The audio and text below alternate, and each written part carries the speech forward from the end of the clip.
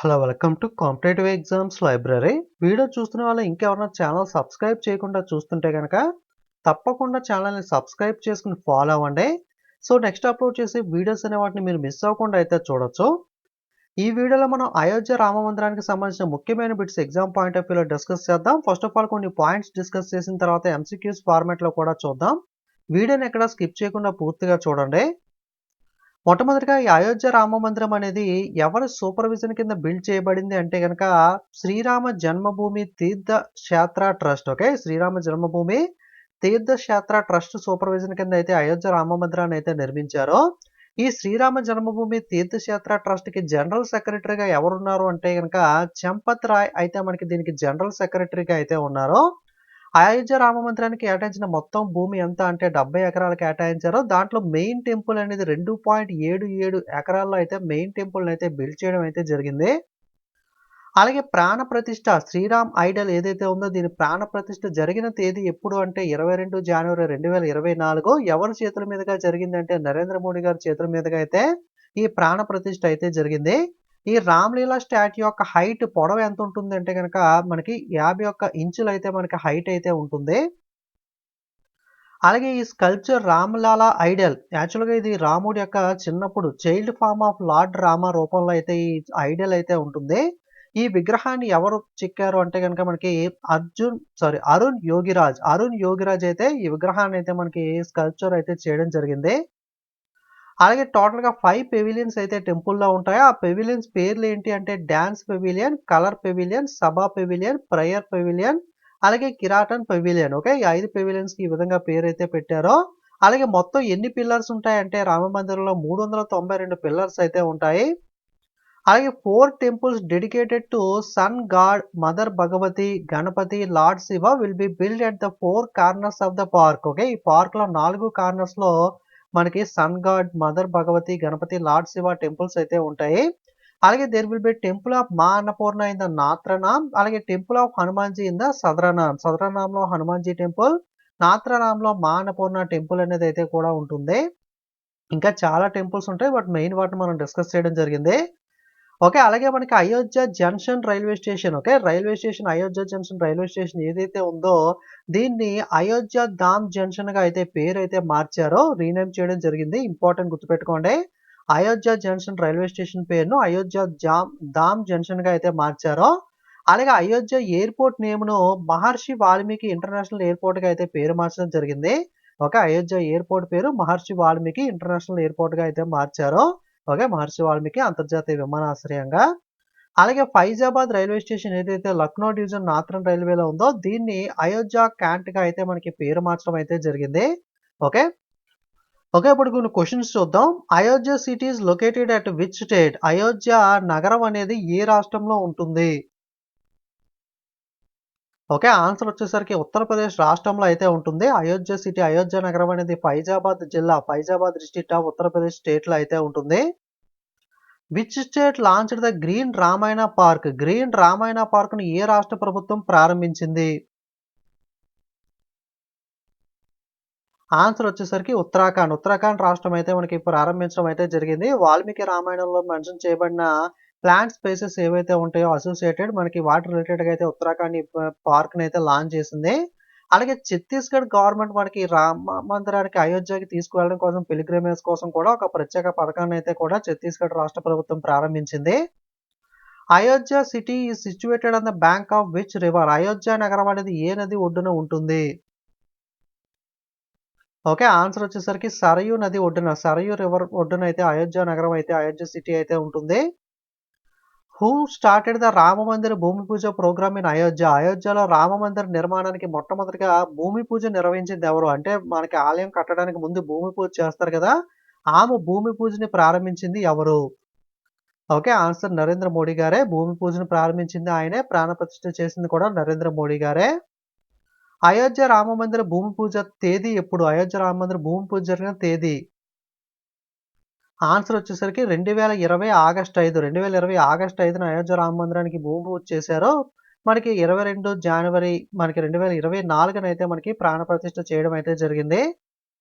How many kilograms of silver brick did Narendra Modi laid the foundation stone for the construction of Ayodhya Rama Mandir temple? Ayodhya Rama మందిర నిర్మాణం అనేది జరిగినప్పుడు, foundation అనేది జరిగినప్పుడు, పునాది వేసినప్పుడు వెండి ఇటుకనైతే యూజ్ చేయడం జరిగింది. ఆ వెండి ఇటుక ఎన్ని కేజీల బరువు ఉంది? ఓకే. ఎన్ని కేజీల వెండి ఇటుకను యూజ్ చేశారు అంటే గనక 40 కేజీల వెండి ఇటుకనైతే యూజ్ చేయడం జరిగింది. What will be the height of Ayodhya Rama Mandir? Ayodhya Rama Mandir యొక్క హైట్ ఎంత ఉంటుంది? ఆన్సర్ 161 హైట్ అయితే ఉంటుంది. అయోధ్య రామ మందిరంలో పిల్లర్స్‌ను స్టార్టింగ్ 212 అనుకున్నారు. తర్వాత ఎంతకు పెంచారు? ఆన్సర్ 392కి అయితే పెంచడం జరిగింది. Cost of construction of build the Ayodhya Rama Mandir. Ayodhya Rama మందిర నిర్మాణానికి అయిన ఖర్చు ఎంత? నిర్మాణ వ్యయం. ఓకే. యాక్చువల్‌గా స్టార్టింగ్‌లో 300,00,00,000 అన్నారు. మనకి అప్రాక్సిమేట్ ఎస్టిమేషన్ అయితే. కానీ మనకైతే 1,800,00,00,000 రూపాయలైతే మనకి కన్‌స్ట్రక్షన్‌కి అయితే ఖర్చు అవ్వడం అయితే జరిగింది. Stones from Bansi mountains from state towns will be used for Ayodhya Rama Mandir. ఏ రాష్ట్రం నుండి తీసుకొచ్చిన బన్సీ మౌంటైన్ నుండి మనకి రాళ్లను అయోధ్య రామ మందిర నిర్మాణంలో ఉపయోగించారు? ఆన్సర్ రాజస్థాన్. రాజస్థాన్ నుండి తెచ్చిన బన్సీ మౌంటైన్ నుండి స్టోన్స్‌ని అయితే యూజ్ చేయడం జరిగింది. The disputed area of Ayodhya Rama Mandir. Ayodhya Rama Mandir యొక్క డిస్ప్యూటెడ్ ఏరియా ఎంత? ఆన్సర్ 2.77 ఏకర్ అయితే డిస్ప్యూటెడ్ ఏరియా ఉంది. Who is the Srirama Janmabhoomi Tirtha trust head? Okay. దీని యొక్క హెడ్ ఎవరు అంటే మనకి మహనాథ్ నృత్య గోపాల్ దాస్. ఓకే. ఈయన హెడ్‌గా ఉన్నారు. జనరల్ సెక్రటరీ మనం స్టార్టింగ్‌లో చూసాం కదా! Which company will build the Ayodhya Rama Mandir? Ayodhya Rama మందిర్‌ని ఏ కంపెనీ మనకి నిర్మించింది? ఆన్సర్ లార్సెన్ అండ్ టర్బో. మనకి ఎల్&టీ కంపెనీ అంటారు కదా! లార్సెన్ అండ్ టూబ్రో కంపెనీ అయితే నిర్మించడం జరిగింది. Who design the plan for Ayodhya Rama Mandir? Ayodhya Rama Mandir యొక్క ప్లాన్ డిజైన్ చేసింది ఎవరు? ఓకే. ఆన్సర్ చంద్రకాంత్ సోంపూర అయితే మనకి ప్లాన్ అయితే మనకి ఇవ్వడం జరిగింది. డిజైన్ అనేది. Ram Mandir construction will take to how many years to complete? Okay. ఎన్ని సంవత్సరాల్లో కంప్లీట్ అవుతుందని స్టార్టింగ్‌లో ఎస్టిమేట్ చేశారంటే గనక 3-3.5 సంవత్సరాల్లో అయితే జరుగుతుందని స్టార్టింగ్‌లో అయితే ఎస్టిమేట్ చేయడం జరిగింది. యాక్చువల్‌గా మనకి 2020లో భూమి పూజ అయితే చేశారు కదా! 2024లో అయితే మనకి పూర్తవ్వడం అయితే జరిగింది. అంటే అప్రాక్సిమేట్‌గా 3.5 ఇయర్స్ అని చెప్పుకోవచ్చు. Okay. Who is the head of committee for Rama Mandir construction in Ayodhya? Okay. Ayodhya Rama మందిర్‌కి సంబంధించి కమిటీ వేశారు. ఆ కమిటీ హెడ్ ఎవరు? ఆన్సర్ వచ్చేసరికి నృపేంద్ర మిశ్రా కమిటీ అయితే వేయడం జరిగింది. The final judgement in the Ayodhya dispute was declared by the supreme court of India on which date? Okay. Ayodhya Rama మందిరానికి సంబంధించి ఫైనల్ జడ్జిమెంట్ అనేది సుప్రీం కోర్ట్ ఎప్పుడు ఇచ్చింది? ఆన్సర్ 9 నవంబర్ 2019 అయితే ఇవ్వడం జరిగింది. In which style Ayodhya Rama Mandir is build? Ayodhya Rama మందిరం అనేది ఏ శైలిలో నిర్మించడం జరుగుతుంది? ఓకే. ఆన్సర్ నగర శైలిలో అయితే నిర్మించారు. నగర అనేది నార్థరన్ స్టైల్ మనకి, ద్రావిడ వచ్చేసి సదరన్ స్టైల్, వెస్తర అనేది అయితే మిక్స్డ్ స్టైల్ అయితే అవుతుంది. మనకి ఇది నార్థరన్ స్టైల్ నగర స్టైల్‌లో అయితే బిల్డ్ చేశారు. Prime minister Narendra Modi plant which tree on the premises of Shriram Janmabhoomi temple? Shriram Janmabhoomi temple మనకి భూమి పూజ జరిగినప్పుడు ఒక మొక్కనైతే నరేంద్ర మోడీ గారు అయితే అక్కడ ప్లాంట్ చేయడం జరిగింది. అది ఏ మొక్క? ఓకే. ఆన్సర్ వచ్చేసరికి పారిజాత మొక్కనైతే మనకి నరేంద్ర మోడీ గారు అక్కడ ప్లాంట్ చేయడం అయితే జరిగింది. Biggest Hindu temple in the world. ప్రపంచంలోనే మనకి అతిపెద్ద హిందూ దేవాలయం ఏది అంటే గనక అంగోర్ వాట్ కంబోడియా దేవాలయం అయితే అతిపెద్ద ఆలయంగా చెప్పుకోవచ్చు. అలాగే how many members are there in the 2019 supreme court verdict on Ayodhya dispute? Ayodhya dispute జరిగినప్పుడు కేసు జరిగినప్పుడు 2019లో మనకి ఎంతమంది సభ్యులు ఉన్నారు? ఓకే. తీర్పిచ్చిన దాంట్లో మనకి 5గురు సభ్యులైతే ఉన్నారు.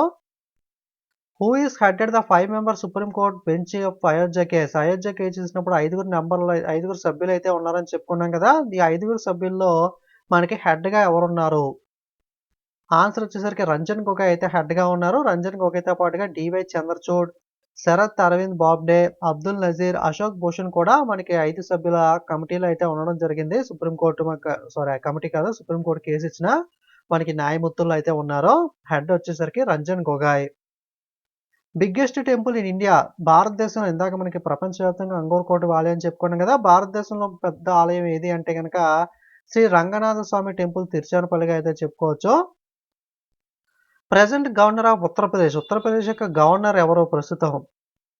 Okay. Answer Anandiben Patel. In which year Babri మసీద్ వాజ్ డెమోలిష్డ్? బాబ్రీ మసీద్ ఎప్పుడు కూల్చివేశారు? ఆన్సర్ 1992లో అయితే కూల్చివేయడం జరిగింది. Who was the prime minister of India when Babri మసీద్ వాజ్ డెమోలిష్డ్? బాబ్రీ మసీద్ ఘటన జరిగినప్పుడు ప్రధానమంత్రిగా ఎవరున్నారు? ఆన్సర్ పివి నరసింహారావు గారు అయితే ఉన్నారు. సో ఇది మనకి అయోధ్య రామ మందిరానికి సంబంధించిన ఇంపార్టెంట్ బిట్స్ ఎంసీక్యూస్ అనేవి. ఇంకేదైనా ఇంపార్టెంట్ పాయింట్స్ మిస్ అయ్యాయి అనిపిస్తే కనుక మీకు ఏదైనా అప్డేట్స్ ఉన్నా సరే కింద కామెంట్ చేసే ప్రయత్నం చేయండి. నేను అప్డేట్స్ని టెలిగ్రామ్లో అయితే ఇన్ఫార్మ్ చేస్తాను. సో టెలిగ్రామ్ యాప్లోకి వెళ్ళి కాంపిటేటివ్ ఎగ్జామ్స్ లైబ్రరీని సెర్చ్ చేసి టెలిగ్రామ్లో కూడా ఫాలో అవ్వండి. సో అప్డేట్స్ అనే వాటిని వెంటనే ప్రతిదీ కూడా వీడియో చేయడం కుదరదు కాబట్టి అక్కడ పోస్ట్ చేస్తే మీరు అప్డేట్స్ అనే వాటిని అయితే తెలుసుకోవచ్చు. ఉత్తరప్రదేశ్ రాష్ట్ర ముఖ్యమంత్రి ఎవరు? క్యాపిటల్ ఏంటి అన్నది మీకు గుర్తుంటే కామెంట్ చేయండి. ఎందుకంటే ఉత్తరప్రదేశ్లోనే కదా ఇప్పుడు ఇది జరిగింది. సో వీడియో మీకు యూజ్ అనిపించినట్లయితే లైక్, కామెంట్, షేర్ చేయండి. ఇంకా సబ్స్క్రైబ్ చేయని వాళ్ళు సబ్స్క్రైబ్ చేయండి. అలాగే టెలిగ్రామ్ యాప్లోకి వెళ్ళి టెలిగ్రామ్లో కూడా ఫాలో అవ్వడం అయితే మర్చిపోకండి. Okay, thank you.